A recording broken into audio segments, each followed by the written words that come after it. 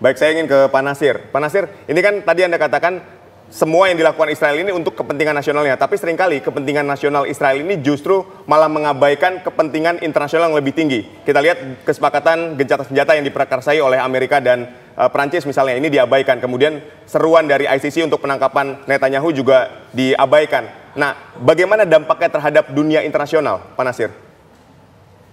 Oh, dunia internasional mengkritik, cuma Israel tidak peduli. Karena Israel sudah biasa dikritik dan mereka juga melawan kritik-kritik itu. Jadi itu nggak terlalu penting lah kritik luar negeri bagi mereka. Sekarang faktanya begini, White House itu di bawah Biden itu berkali-kali mengatakan bahwa sudah sering sekali hampir tercapai perdamaian. Tapi pada saat-saat terakhir terjadi kegagalan. Dan itu seringkali Israel yang memulainya, gitu kan? Itu kenyataannya. Kita sekarang melihat bahwa Hamas itu terisolir sudah. Hezbollah tidak lagi membantu Hamas. Iran sendiri sibuk dengan sendiri dengan masalah-masalah yang dihadapinya, gitu kan? Jadi Iran mungkin akan mengurangi bantuannya di Lebanon Selatan, di Hamas. Coba kita lihat ya. Sejak 7 Oktober 2023, 44.466 orang Palestina telah meninggal, 1.139 orang Israel meninggal, dan 200 orang disandra. Dalam gencatan senjata ini, Trump dan Biden minta ini dikaitkan semuanya dengan pelepasan dari sandra. Di antara sandra itu ada yang ganda nasionalitasnya, Israel dan Amerika Serikat, karena ini masalah ini menjadi penting. Jadi sekarang itu disebutkan bahwa sandranya masih 101 katanya, kata Israel di Gaza. Tapi Hamas bilang 33 telah terbunuh. Nah, jadi ini semua menjadi faktor-faktor yang penting untuk dipertimbangkan. Sebetulnya kan gencatan senjata itu cuma stop perang aja untuk sementara, 60 hari kan. Jadi nggak ada jaminan kalau gencatan senjata itu dilakukan tidak akan terjadi perang lagi.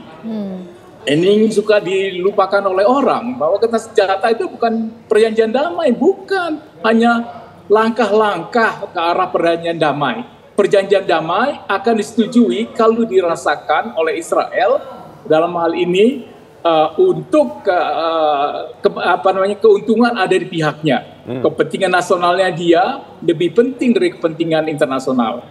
Itu udah jelas. Baik. Soal wilayah, soal sandra, itu penting sekali. Soal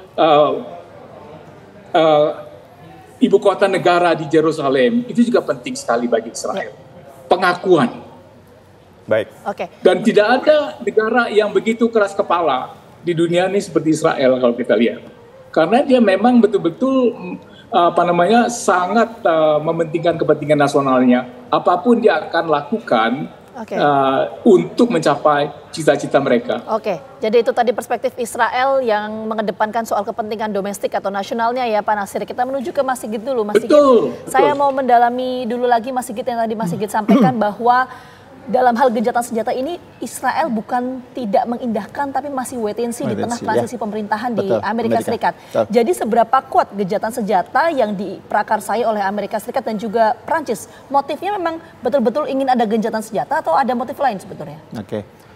Jadi Trump adalah bisa dikatakan bola liar sebenarnya. Dan ini yang benar-benar ingin diantisipasi oleh Netanyahu. Dia tidak ingin menunggu ibaratnya adu penalti untuk tahu benar-benar apa polisinya Trump terhadap Timur Tengah. Jadi dia memanfaatkan masa perpanjangan waktu. Dan ini yang perlu kita garis bawahi bahwa kita perlu berhati-hati mengasumsikan kesinkronan 100% kepentingan Amerika Serikat dengan Israel atau Trump dengan Netanyahu. Memang dalam semua hal mereka sejalan. Tapi ada satu hal yang sebenarnya tidak sinkron kepentingan antara dua negara tersebut. Adalah yang pertama masalah yang utama adalah masalah timing.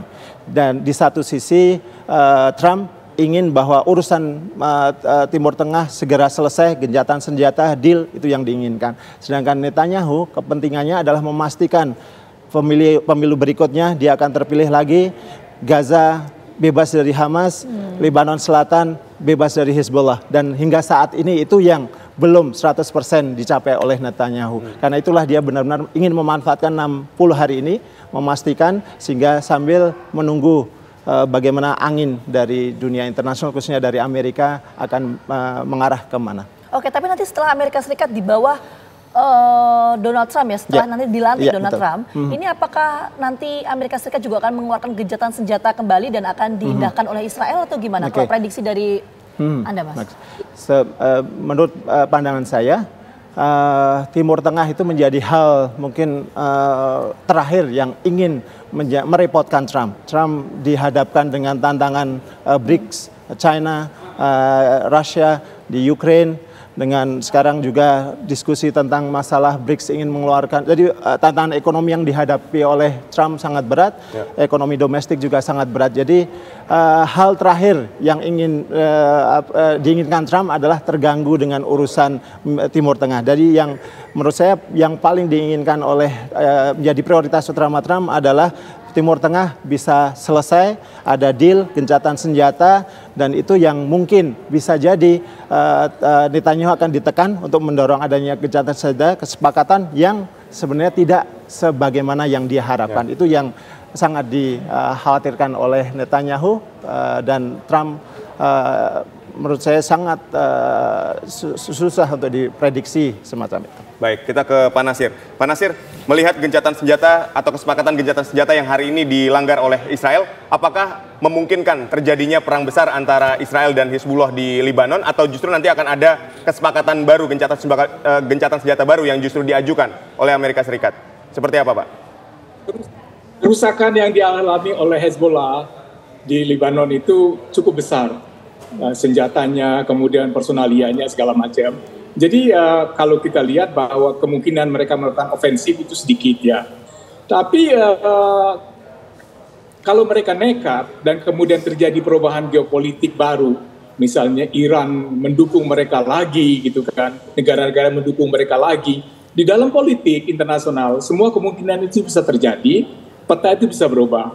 Tapi sejauh ini bahwa Israel tuh di atas angin dalam peperangan ini, karena itu dia bisa menekan gitu, dan terus menekan sampai dia mencapai tujuannya supaya Hezbollah tidak berdaya lagi, kemudian Hamas sudah tidak berdaya lagi, supaya mereka bisa menjadi penguasa full di Palestina dan di Israel dan di seluruh Timur Tengah yang berkaitan dengan Israel. Itu saja tujuan mereka. Dari dulu juga begitu, mereka konsisten di dalam menjaga wilayah mereka, dalam memperluas wilayah mereka melalui pemukiman baru itu kan banyak sekali datang di bawah Trump. Ketika Trump presiden, Israel itu membuka banyak pemukiman baru kan, yang diambil dari wilayah orang-orang Palestina. Jadi menurut saya sih perang ini terjadi dan akan terus berlangsung selama keinginan Israel untuk merasa aman dari tapal batasnya dengan Hamas. Kalau perlu itu Hamas tidak ada lagi, kalau mereka inginnya begitu. Tapi dunia kan tidak menginginkan itu kan. Dunia masih terus bicara pentingnya ada dua negara Palestina merdeka. Dan itu posisi pemerintah Republik Indonesia. Dan Israel seakan-akan mengacuhkan tidak peduli pada hal itu. Padahal kalau terjadi dua negara, itu maka saya yakin akan terjadi perdamaian yang langgeng di Timur Tengah. Itu juga yang saya rasakan ketika mendengarkan bagaimana tokoh-tokoh internasional yang merasa keadilan telah diinjak-injak itu membela Palestina sampai sekarang.